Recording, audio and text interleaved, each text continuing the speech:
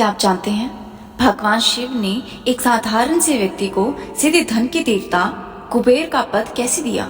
लेकिन क्यों? आखिर उस इंसान ने ऐसा क्या कर दिया था कि स्वयं महादेव को कैलाश छोड़कर आना पड़ा? ये वो रहस्य है जिसे सुनकर आपकी आत्मा भक्ति से भर जाएगी। चलिए जानते हैं गुणनिधि से कुबेर तक की सच्ची कथा। नारद जी ने प्रश्न किया, हे ब्रह्मा जी, अब आप मुझे यह बताएं कि गुणनिधि जैसे महापापी मनुष्य को भगवान शिव द्वारा कुबेर पद कैसे प्रदान किया गया? हे प्रभु, कृपया कर इस कथा को भी बताएं। ब्रह्मा जी बोले, नारद, शिवलोक में सारे दिव्य भोगों को उपभोग तथा उमा महेश्वर की सेवा कर वह अगले जन्म में कालिंग के राजा अरिदिम का पुत्र हुआ। उसका नाम था बालक दम। बालक दम की भगवान शंकर में असीम भक्ति थी। वह सदैव शिव जी की सेवा में लगा रहता था। वह अन्य बालकों के साथ मिलकर शिव भगवान का भजन कीर्तन करता रहता था। युवा होने पर भी उसके पिता अरिदिम की मृत्यु के पश्चात दम को राज सिंहासन पर बिठाया गया। राजा दम सब ओर शिव धर्म का प्रचार और प्रसार करने लगा। वे सभी शिवालयों में दीप दान करता था। उसकी शिव जी में अनन्य भक्ति थी। उन्होंने अपने राज्य में रहने वाले सभी लोगों को यह आज्ञा दे दी कि शिव मंदिर में दीपदान करना सबके लिए अनिवार्य है। अपने गांव के आसपास जितने शिवालय हैं, वहाँ सदा दीप जलाना चाहिए। राजा दम ने आजीवन शिव धर्म का पालन किया। इस तरह वे बड़े धर्मात्मा कहलाए। उन्होंने शिवालयों में बहुत से दीप जलाए। इसके फलस्वरूप वे दीपों की प्रभा के आश्रय हो मृत्यु उपरांत अलकापुरी के स्वामी बने। ब्रह्मा जी बोले, हे नारद, भगवान शिव का पूजन व उपासना महान फल देने वाली है। दीक्षित के पुत्र गुणनिधि ने जो पूर्व अधर्म किया था, भगवान शिव की कृपा पाकर दिक्पाल का पद पा लिया था। अब मैं तुम्हें उनकी भगवान शिव के साथ मित्रता के विषय में बताता हूँ।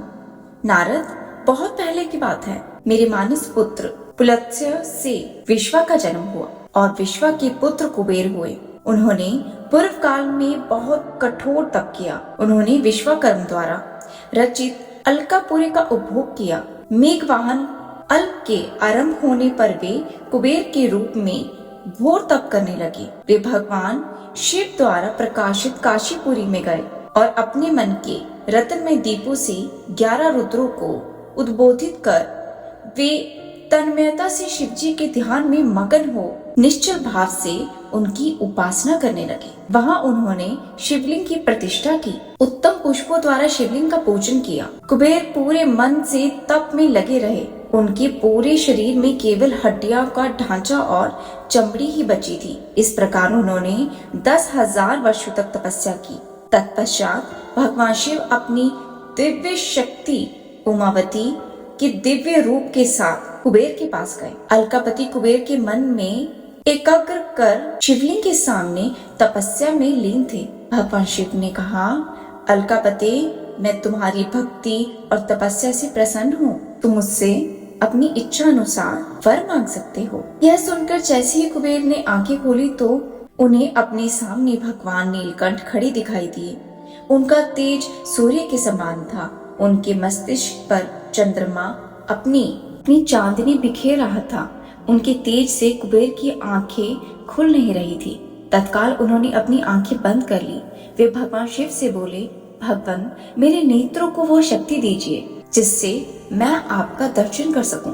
कुबेर की बातें सुनकर भगवान शिव ने अपनी हथेली से कुबेर को स्पर्श कर देखने की शक्ति प्रदान की। दिव्य दृष्टि प्राप्त होने पर वे आंखें फाड़ फाड़ कर देवी उमा की ओर देखने लगे। वे सोचने लगे कि भगवान शिव के साथ यह देवी सुंदरी कौन है? इसने ऐसा कौन सा तप किया जो इसे भगवान शिव की कृपा से असीम रूप सौभाग्य प्राप्त हुआ। वे देवी उमा को निरंतर देख रहे थे। देवी को घूरने के कारण उनकी बाईं आंख फूट गई। शिव जी ने उमा से कहा, उमे, यह तुम्हारा पुत्र है। यह तुम्हें क्रूर दृष्टि से नहीं देख रहा। मैं तुम्हारी तपस्या से बहुत प्रसन्न हूँ।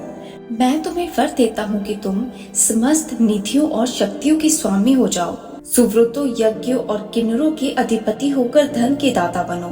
मेरी तुमसे सदा मित्रता रहेगी और मैं तुम्हारे पास सदा निवास करूंगा। अर्थात तुम्हारे स्थान अलकापुरी के पास मैं निवास करूंगा। कुबेर, अब तुम अपनी माता उमा के चरणों में प्रणाम करो, यही तुम्हारी माता है।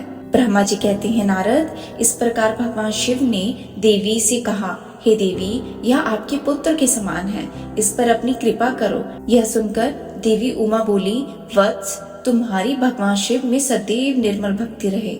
बाईं आंख फूट जाने पर भी तुम एक पिलंग नेत्र से युक्त रहो।